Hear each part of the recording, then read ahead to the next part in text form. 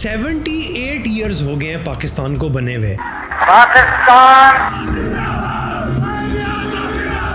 एक brand new country जिसकी कोई इंडस्ट्री नहीं थी, और आज एक ऐसा मुल्क जिसकी 25 करोड़ से ज़्यादा पॉपुलेशन है, आबादी है, और आज जो हमारा जीडीपी है वो 400 अरब डॉलर से एक्सीड कर चुका है। इस पूरे सफ़र के दौरान पाकिस्तान की जो इकोनॉमी है इसने अप एंड डाउन देखा है, पेनफुल क्रैशेस देखे हैं, डेट या कर्जे के ट्रैप्स देखे हैं, और उसके अलावा रिजिलियंस देखा है कि हम अभी भी आगे बढ़ते ही चले जा रहे हैं। इस वीडियो में हम डिस्कस करेंगे की इवेंट्स, नंबर्स और टर्निंग पॉइंट्स जिन्होंने हमारी इकोनॉमी को शेप किया है। 1947 में पाकिस्तान जो है ये ब्रिटिश इंडिया से अलग हो गया था। आजाद है, आजाद रहे आप लोग इस मुल्क पाकिस्तान में।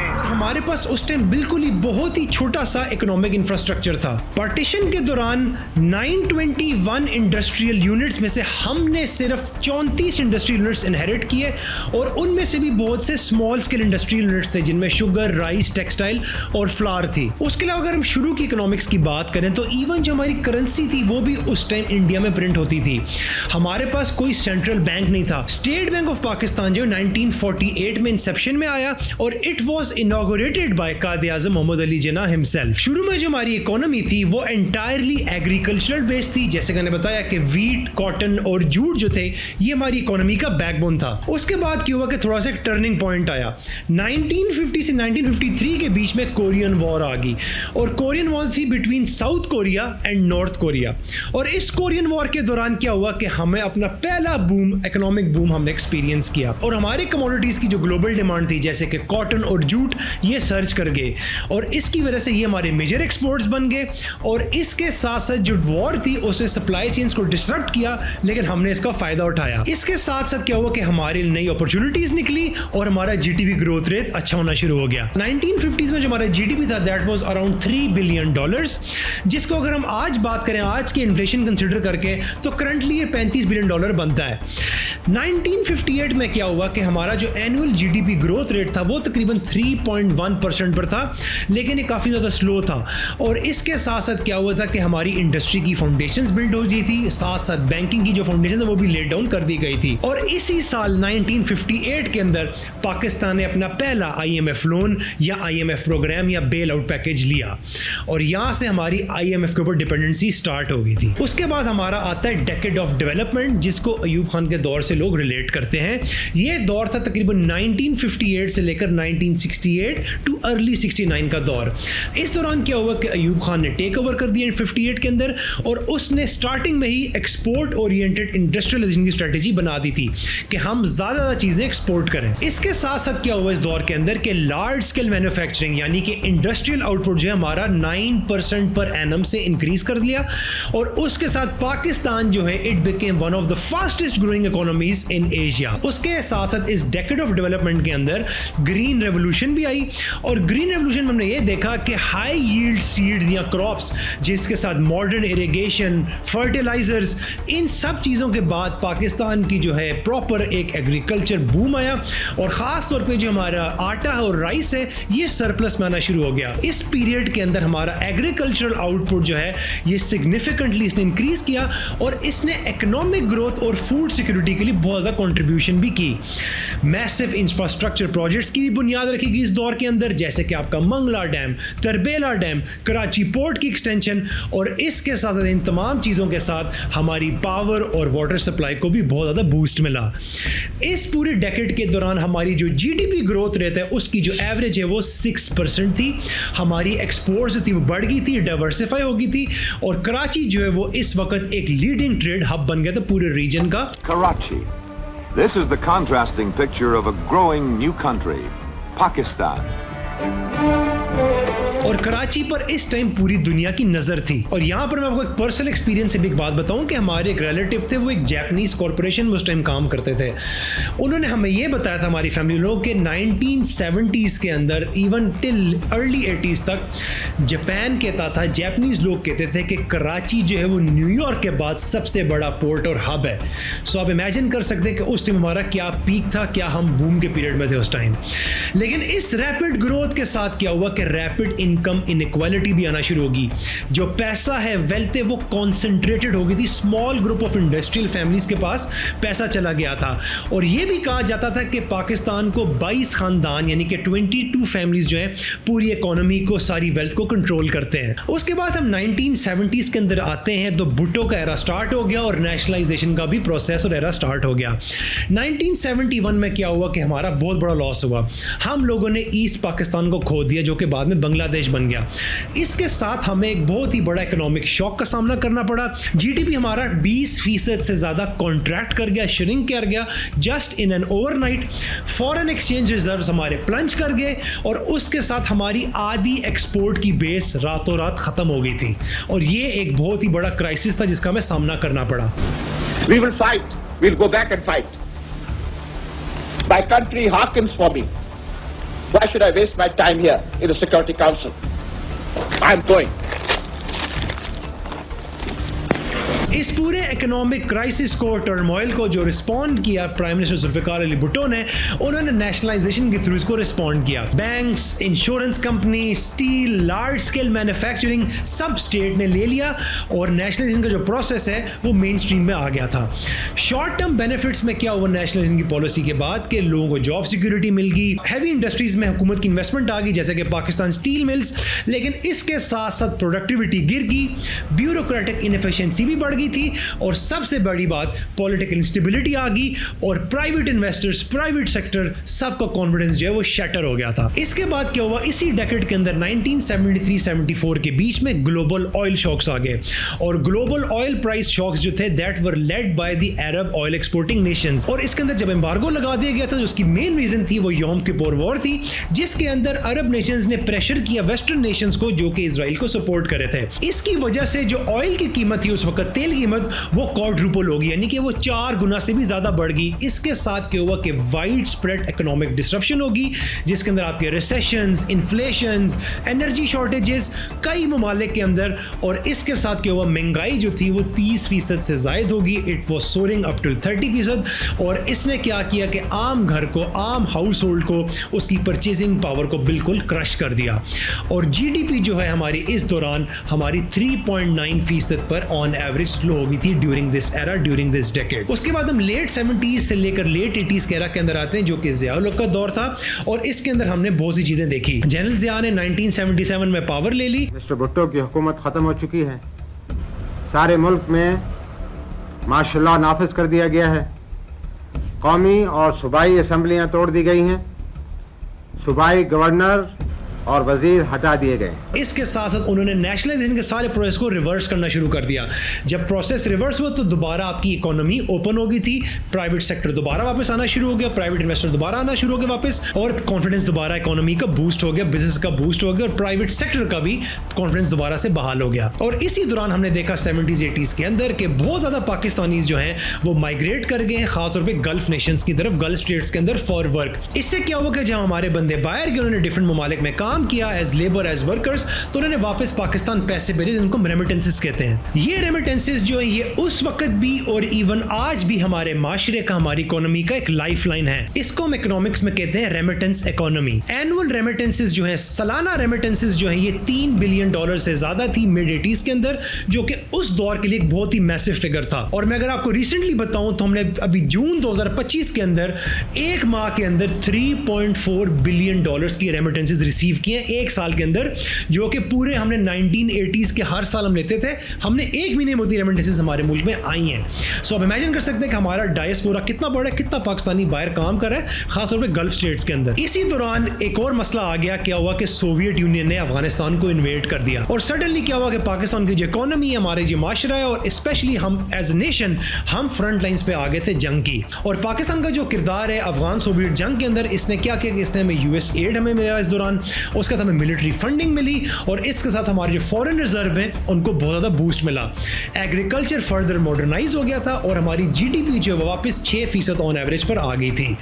बट स्ट्रक्चरल रिफॉर्म्स जो है वो लिमिटेड थे इस दौरान भी, और हमारी इकोनॉमी जो है वो ओवर डिपेंडेंट हो गई थी रेमिटेंसेस के ऊपर, फॉरेन एड के ऊपर और लोन्स के ऊपर। और हम एक्सपोर्ट्स के बजाय, प्रोडक्टिविटी के बजाय हम इन चीज़ों पर डिपेंडेंट हो गए थे, जो कि हमें आज भी ये सिनेरियो सिचुएशन नजर आ रही है। फिर क्या हुआ कि लेट 80s और 90s में हमारी डेमोक्रेसी वापस आ गई, लेकिन अभी भी रिफॉर्म्स जो थे वो प्रॉपर नहीं थे।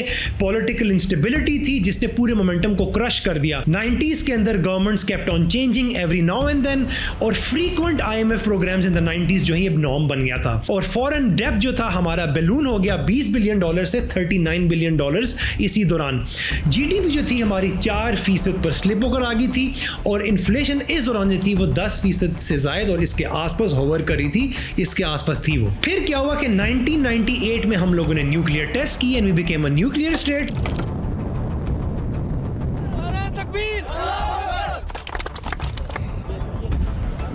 मैं ज़ाती तौर पे इस जगह पे आया हूँ जहाँ पाकिस्तान ने अपने न्यूक्लियर टेस्ट किए हैं। लेकिन इसके साथ क्या हुआ कि हमारे पर ग्लोबल सैंक्शंस लग गए थे, जिसकी वजह से हमारे जो फॉरेन रिजर्व्स हैं वो क्रैश कर गए, और हमारे पास फॉरेन रिजर्व्स में सिर्फ $1 बिलियन पड़ा हुआ था, बल्कि इससे भी कम थे। गवर्नमेंट ने इवन जो फॉरेन करेंसी अकाउंट्स उनको भी फ्रीज कर दिया था ताकि जो कैपिटल फ्लाइट है वो रोक दी जाए, और इसके साथ जो इन्वेस्टर का जो कॉन्फिडेंस है वो भी बहुत ज्यादा हर्ट हुआ था, मुतासिर हुआ था इस दौरान। फिर क्या हुआ कि 1999 से लेकर 2008 के बीच में जनरल मुशर्रफ का दौर आ गया। General Musharraf takes control of the country. Dear brothers and sisters, your armed forces have never and shall never let you down. इस दौरान क्या हुआ कि 9/11 हुआ, जिसने पूरी दुनिया को हिला के रख दिया, हमेशा के लिए तब्दील कर दिया। Plane has just hit another building. Pakistan जो है वो US का की एलाई बन गया इस दौरान, और इन रिटर्न हमें बिलियंस ऑफ डॉलर्स मिले in aid and debt relief. Economic reforms, privatization and consumer credit जो है इसने पूरा हमारा इकोनॉमिक बूम क्रिएट किया इस दौरान, और GDP ग्रोथ रेट हमारा इस टाइम 7% को टच करा था इन द मिड 2000s। और Karachi stock exchange sky rocket किया 1000 पॉइंट से जो 2001 में थे टू ओवर 15,000 पॉइंट्स इन 2008। ये एक बहुत ही रिमार्केबल अचीवमेंट थी, और ये बहुत ही एक विजिबल साइन था ऑफ इकोनॉमिक ग्रोथ। और उसके अलावा इस दौरान हमने टेलीकॉम रेवोल्यूशन भी देखा, मोबाइल फोन यूजर्स ग्रो कर गए, आपका mobile phone telecom sector surge कर दिया। 20 लाख या 2 मिलियन मोबाइल फोन यूजर से हम 76 मिलियन या 7.5 करोड़ से ज्यादा मोबाइल फोन यूजर्स आ गए थे लेस देन अ डेकेड, 10 साल के अंदर अंदर। लेकिन जो ये ग्रोथ थी इस दौरान, इसको हम कहते हैं इकोनॉमिक्स में कंजम्पशन ड्रिवन ग्रोथ ही है। हमारा फिर भी उस वक्त ट्रेड डेफिसिट था, ट्रेड डेफिसिट वाइड होता जा रहा था, और हमारी जो इकोनॉमी थी ये एक्सटर्नल शॉक्स की वजह से बहुत ज्यादा वल्नरेबल थी। 2008 के जो फाइनेंशियल क्राइसिस आए थे, जो मार्केट क्रैश हुई थी, उसमें पाकिस्तान जो है इससे भी क्रिपलिंग एनर्जी शॉर्टेज का इसमें फेस करना पड़ा। The people of Twin Cities, Islamabad and Rawalpindi faced lots of difficulties due to strike by the local transporters and All Pakistan CNG Association. Their protest turned violent. हमारी load shedding बढ़ गई थी, load shedding 12 से 18 घंटे एक दिन में हो गई थी, और इसने इंडस्ट्रीज को डेवास्टेट किया और आम बंदे को, हाउस होल्ड्स को, उनको भी इसने बहुत तंग किया। GDP हमारी इस दौरान 3% पर स्लो डाउन कर गई, और इन्फ्लेशन जो है ये 20% पे चली गई, और रिपीट जो है वो आहिस्ता आहिस्ता डिप्रिशिएट हो गया, और ये काफी तेजी से मजीद डिप्रिशिएट होने लग गया। टेररिज्म और इकोनॉमिक इंस्टेबिलिटी की वजह से हमारी पूरी इकोनॉमी को बहुत लॉस का सामना करना पड़ा। मोर देन $100 बिलियन का एस्टिमेट फिगर दिया जाता है। उसके अलावा हमारे जो इन्वेस्टमेंट का लॉस है, इंफ्रास्ट्रक्चर डैमेज है, लोगों की जानों का जो लॉस है वो जो है प्राइसलेस है। फिर 2013 से 2018 के बीच में CPEC के आने से हमें कुछ उम्मीद मिलती है। China Pakistan economic corridor CPEC जो है 2015 में लॉन्च कर दिया गया था with $46 billion in planned investment, जिसमें एनर्जी, रोड और पोर्ट्स के प्रोजेक्ट्स थे, और आज ये तकरीबन $60 बिलियन से भी बड़े का प्रोजेक्ट हो चुका है। GDP जो है हमारी 5.8% पर आ गई थी 2018 तक, और ये थी हाईएस्ट इन 1 डेकेड। लेकिन CPEC प्रोजेक्ट के अंदर हमने काफी चीजें इंपोर्ट की, और ये जो इंपोर्ट्स इन्होंने हमारा जो करंट अकाउंट डेफिसिट है उसको बहुत ज्यादा वाइडन कर दिया, और हमारा करंट अकाउंट डेफिसिट जो है 19 बिलियन तक चला गया था, और रुपी जो हमारा है इट स्लिड फ्रॉम 98 टू 123 पर USD, और जो हमारा पब्लिक डेट है वो क्लाइम करता चला गया, और जो कर्जे के रीपेमेंट के जो चैलेंजेस हैं उसका भी खर्चा बढ़ता चला गया। फिर 2018 से 2024 और 25 के बीच में हम देखते हैं कि काफी ज्यादा पॉलिटिकल चेंजेस आई, कोविड आया, पेंडेमिक आया, ग्लोबल इन्फ्लेशन और सेवरल अदर इकोनॉमिक क्राइसिस ने मिलकर हमें काफी ज्यादा टफ टाइम दिया हमारी इकोनॉमी को। GDP जो है हमारा 5.8% पर था 2021 में, फिर ये 2023-24 के अंदर कॉन्ट्रैक्ट करके -0.5% पर आ चुका, जिसमें pandemic, floods, inflation, political instability, currency devaluation और कई अदर फैक्टर्स की वजह से हमारी इकोनॉमी को काफी ज्यादा सफर करना पड़ा। इन्फ्लेशन जो है 2023 में हमारी 38% से ज़्यादा थी, हाईएस्ट इन आवर हिस्ट्री।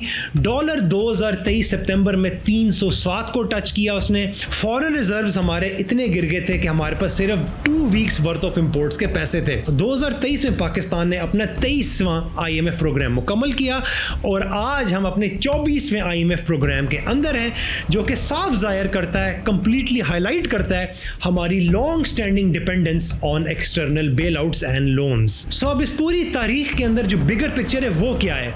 देखिए 78 ईयर्स के अंदर हमारी जो GDP है ये $3 बिलियन से बढ़कर आज $400 बिलियन से जायद है, लेकिन पॉपुलेशन हमारी 32 मिलियन से 3.25 करोड़ से बढ़कर आज 25 करोड़ 250 मिलियन से भी जायद है। डॉलर 1947 में 3 रुपए का था, आज डॉलर 285 यानी कि 285 रुपीस का है। GDP ग्रोथ रेट हमारी 1947 में 3% थी और आज भी तकरीबन 2025 की हम बात करें तो 3% है, 2.7 टू बी एग्जैक्ट है। एग्रीकल्चर शेयर जो हमारा GDP का वो गिर गया है, 60% पे था 1947 में, आज एग्रीकल्चर सिर्फ 20% पे है। वाइल जो हमारी सर्विसेज सेक्टर इंडस्ट्री है it accounts for more than 50% of our GDP। 2025 में हमारी रेमिटेंसेस थी $38.3 बिलियन। आज हमारी स्टॉक एक्सचेंज जो है वो तकरीबन 1.5 लाख पॉइंट्स को टच कर रही है, जो कि साफ जाहिर करता है कि हमारे इकोनॉमी के अंदर, माशरे के अंदर बिजनेस ग्रोथ हो रही है और बिजनेस जो कॉन्फिडेंस है वो बहाल हो रहा है और बढ़ता चला जा रहा है। सो अभी क्या चैलेंजेस हैं? देखिए सबसे पहले हमें अपनी इकोनॉमी को सस्टेनेबल बनाना है, सेल्फ सफिशिएंट बनाना है। हमें लोन्स और फॉरेन एड पर डिपेंडेंसी कम करनी है, ख़त्म करनी है अपनी। एक्सपोर्ट ड्रिवन ग्रोथ की ज़रूरत है, चीज़ें एक्सपोर्ट होनी चाहिए, प्रोडक्ट, सर्विसेज, IT चीज़ें एक्सपोर्ट होनी चाहिए ताकि मुल्क में फॉरेन एक्सचेंज और पैसा आए, हमारी बैलेंस ऑफ पेमेंट भी सरप्लस में जाएगा। इस तरह इंडस्ट्रियल रिवाइवल जो इसके साथ साथ आएगा उसकी भी ज़रूरत है। डेट रिडक्शन यानी कि कर्ज़ों की कमी की ज़रूरत है ताकि कर्ज़े हम जल्द अज जल्द, जितनी जल्दी हम रीपे करेंगे उतना ज़्यादा कर्ज़े हमारे कम होंगे। इकोनॉमिक रिजिलियंस यानी कि इकोनॉमिक स्टेबिलिटी की ज़रूरत है और सबसे अहम तालीम, एजुकेशन को हमें आगे लेकर चलना है, उसको मज़ीद बढ़ाना है, मॉडर्नाइज करना है, because education is the weapon that can change the world. आपने एक चीज़ और याद रखनी कि जो पॉलिटिक्स और इकोनॉमिक्स हैं ये डीपली इंटरकनेक्टेड हैं।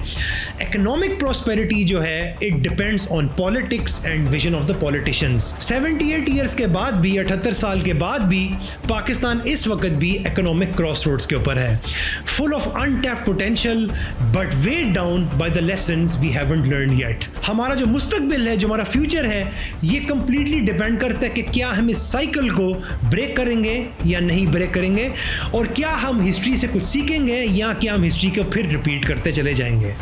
आप मुझे कमेंट्स में ज़रूर बताइएगा कि पाकिस्तान की इकोनॉमी के मतलब आपके क्या कमेंट्स हैं और फ्यूचर में आप क्या देखते हैं कि हमारी इकोनॉमिक ग्रोथ और इकोनॉमी कहाँ जा रही है।